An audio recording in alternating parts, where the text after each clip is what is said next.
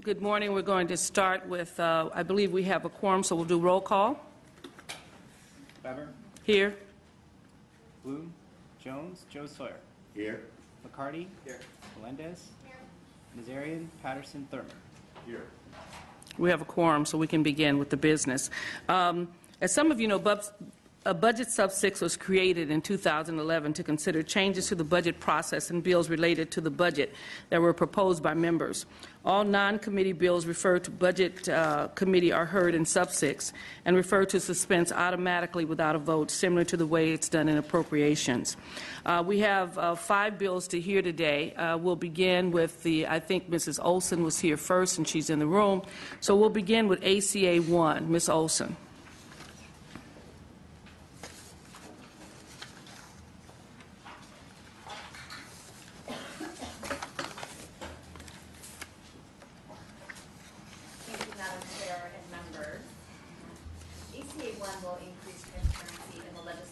Requiring all bills to be in print and available online for at least 72 hours before final passage by the Assembly or Senate.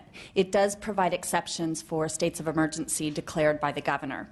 ACA 1 also updates the 30-day in print rule to allow committees to review bills after they have been in print and online for at least 15 days instead of the 30 days currently required that was established when the legislature first convened in California. This would allow committees to start earlier and have a longer vetting season and allow us to get to work much sooner rather than waiting for late February to arrive. This bill will allow legislators to thoroughly analyze measures before voting. It will end the midnight votes on last-minute backroom deals, and it will bring greater transparency to the lawmaking process.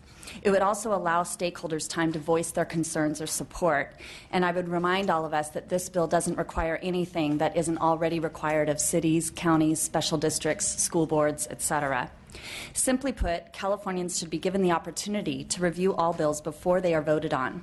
As legislators, we should be given adequate time to analyze a bill in order to make a sound decision. Frequently, the legislature passes bills requiring greater transparency of other agencies and local governments, and yet we continue to hold ourselves accountable to the same standards of open, transparent, citizen-driven government. In 2011, 48 bills were completely rewritten in the final weeks of session. Of those bills, 22 made it to the governor's desk. He signed all but 3 of them. In 2011, 36% of the approved bills that passed through the full process, and yet bills that were gutted and amended and rushed through the process passed at a higher rate of 46%. In 2011, SB 202, a bill that changed the initiative process, was gutted and amended on September 8th and was voted on the very next day after a 13-minute hearing that was scheduled only 2 hours before the hearing took place. The very next day, SB 202 passed the Senate and was sent to the governor. All of this happened within a 48-hour period. People did not have the time to engage, to analyze the bill. We didn't really know what we were voting on in terms of the details. And examples like SB 202 send a bad message to the public and contribute to cynical attitudes toward the legislature. It's really not a partisan issue. And as Republicans and Democrats, I think we would do a great job working together to increase trust in government by simply allowing bills to be in print for at least 72 hours. You may remember in 2011 when the education budget trailer bill passed, and we actually received the language of the bill 15 minutes after the vote. That's just unacceptable. How can we possibly be expected to make wise decisions if we don't have an opportunity to review the language? The Press Enterprise published an editorial, on January 23, 2013, supporting ACA 4 and its Senate sister SCA 10, both predecessors to this bill and identical in the language. I would like to read a few paragraphs from the editorial. State government would be far better off if legislators stopped cramming through hastily written, poorly understood bills. The legislative process of committee analysis and hearings helps weed out potential flaws in bills and gives legislators a chance to consider how proposals might fit with state policy goals. That approach also gives the public the opportunity to weigh in and help shape state law, which is fundamental to our democratic process. All of those safeguards disappear when the legislature takes procedural shortcuts, however. the editorial continued. New bills emerge suddenly before a deadline and pass without debate, often with little time for legislators to assess the proposals. Speed and ignorance invite botched law and dubious schemes. Such last-minute bills are often vehicles for proposals that could not withstand the public scrutiny the standard legislative process provides. The state should not need a constitutional amendment just to ensure good government practice, but this pernicious legislative habit shows no signs of fading without one. Bypassing procedural safeguards puts narrow political goals ahead of the public interest, which gets priorities backward. A newly released poll, released just in the last week or two by Institute for Advanced Technology and Public Policy at Cal Poly San Luis Obispo, showed that 89% of Californians polled support having all proposed laws be in print for at least 72 hours before any final legislative vote. The time is right to update and improve transparency of the legislative process, which in turn will restore public confidence in the job that we do. We can all, I'm sure, remember times that we've had to come back weeks later or sometimes immediately when the next session convenes to fix errors, drafting errors that were made in bills that passed without being in print for at least 72 hours. Those are errors, those are mistakes that aren't intentional, and those are ones that don't have to happen if we can simply pass ACA 1 and put this common sense measure into law. I wanted to address just a couple issues that were brought up in the analysis. It speaks to the water bond as well as the drought relief packages that we passed earlier this year, all of which were very important, all of which I worked very hard on drafting myself, as did many of you, to see those come to fruition. Those would have still passed if they had been in print for at least 3 days. Good public policy withstands public criticism, withstands stakeholder input, withstands legislative analysis, just as it does at the city, county, school board level. That's all we're asking for us to do here. I implore you to please support this bill today. Please take a vote. It is a good, nonpartisan measure. We have bipartisan support on that bill. And with that, I'd be happy to introduce our witnesses today. We'll have up to 2 witnesses as supporters of the bill. You'll each have 2 minutes. Madam Chair and members, Dan Carrig on behalf of the League of California Cities. As the author was talking about at the local level, local officials, city officials feel they're certainly held to a transparency standard when it comes to their activities, and I guess it bewilders them when they observe or hear about proposals in the legislature that can move very quickly with really out the transparency that's expected of that you expect of them through your laws such as the Brown Act and other things that apply to us. A couple of years ago, a number of cities were severely harmed by the passage of SB 89.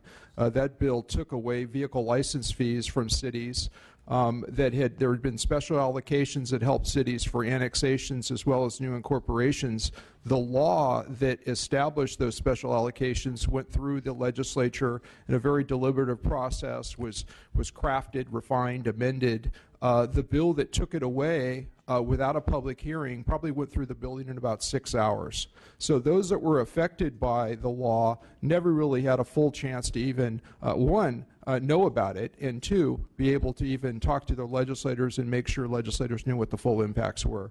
So that's why certainly our membership feels that having a print rule, it will improve the process. I also would argue that that certainly with some of the recent changes in the Constitution, the majority in this building, does have a lot of control in order to put out policies that it believes are appropriate, and a little more time for transparency will not harm that ability, and so we would urge your support. Thank you. Is there another witness? Mm-hmm. Yes, hi, Chair Weber, members of the committee. My name is Nicholas Hydorn. I'm the legislative and policy advocate with California Common Cause. Common Cause is a nonpartisan grassroots organization dedicated to ensuring that ordinary people have a voice in the political process. It's for this reason that we're here in support of ACA 1, which will increase transparency, public participation, and deliberation in the legislative process. In particular, ACA 1's 72-hour print rule will stop the process of 11th hour gut and amends. As legislators, we think you're asked to do something that's challenging, if not impossible, which is when a major policy revision is dropped in your lap at the last minute to ask you to vote on this without having had the time to really look in depth at the bill. We also think that the legislature does itself a disservice when there isn't the time for public input to look at the bill, provide you with recommendations and thoughts, which can help act as a safeguard to prevent errors in legislation or unintended consequences. It's been said that ACA 1 will increase legislative transparency, but we also believe for these reasons ACA 1 will lead to better legislative decision-making. I want to take the opportunity to address two concerns raised in the committee analysis. The first, it was suggested that there's no time in the budget process to add a 72-hour print period because often these decisions come up to the wire. We don't actually believe that will be the case. We think this will just push back some of the negotiations, push them forward 72 hours. In fact, many other states have similar print requirements. Michigan, for over a century, has had a 5-day print rule. Hawaii has a 2-day print rule. The state of Florida has a 72-hour print rule for appropriation bills. So we think there's ample evidence in other states that this type of process can work. Moreover, if you look at the past decade of budget bills, the most complex legislation that the legislature will pass, it's actually been the case on more than one occasion that the budget bill has been in print for 72 hours before being passed. So we think this body has already proven that it can meet this requirement, which is another reason why we don't think this will be an undue burden. Yes, thank you. The last point I'd like to make is it was also suggested that this bill might give special interests the possibility to upset legislative compromise. Common Cause's perspective is really this bill is important to stop special interests from inserting at the last minute provisions that might harm the public interest that the legislature and the public don't have time to analyze and catch. So for these reasons, we urge your support of this bipartisan legislation. Thank you. Are there any other supporters in the audience? If so, would you please come forward and simply give your name and your organization and your position? Happy to. Thank you, Chair Weber. Philip Ong on behalf of the California Forward Action Fund, in strong support of this bill as we have in the previous versions in previous years. Thank you. Thank you. Any others? Okay. Is there any opposition to the bill? Okay. Any public opposition? Okay. Any comments from the members of the dais? Mr. Thurman. Thank you, Madam Chair, and thank you, Member Olson, for bringing the bill and raising the conversation.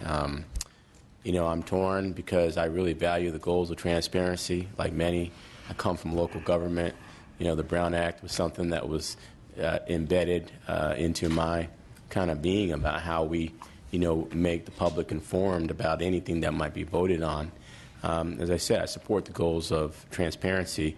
I'm also a person who loves always having some flexibility for situations that might arise that we cannot anticipate, and would be concerned about limiting government's ability to have those flexibilities to do business that meets the needs of the people.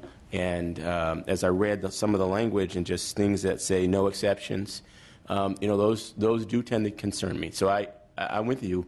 We should send the message about transparency, but I think we have to balance that by leaving our government agencies the ability to have flexibility in time of need. And you mentioned the drought package as an example.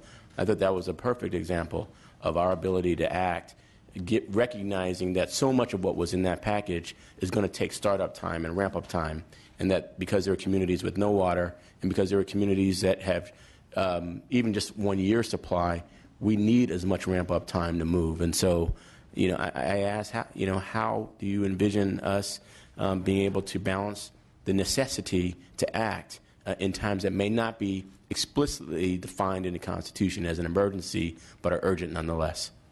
Appreciate your comments. A couple of things. One, we do have the exception in there for if the governor declares a state of emergency, we could certainly act within less than 3 days. And so the drought would be a great example where he could and has declared a state of emergency. But even in the package of bills this year, nothing would have been harmed had we voted on the drought relief package on Thursday instead of Monday. And as evidence of that, I would point to the fact that the drought relief package we passed a year ago, much of the funds, actually most of the funds in that drought relief package still have not been allocated and spent. And so there's nothing so urgent that 3 days couldn't accommodate the need to be able to still pass that very important and critical piece of legislation.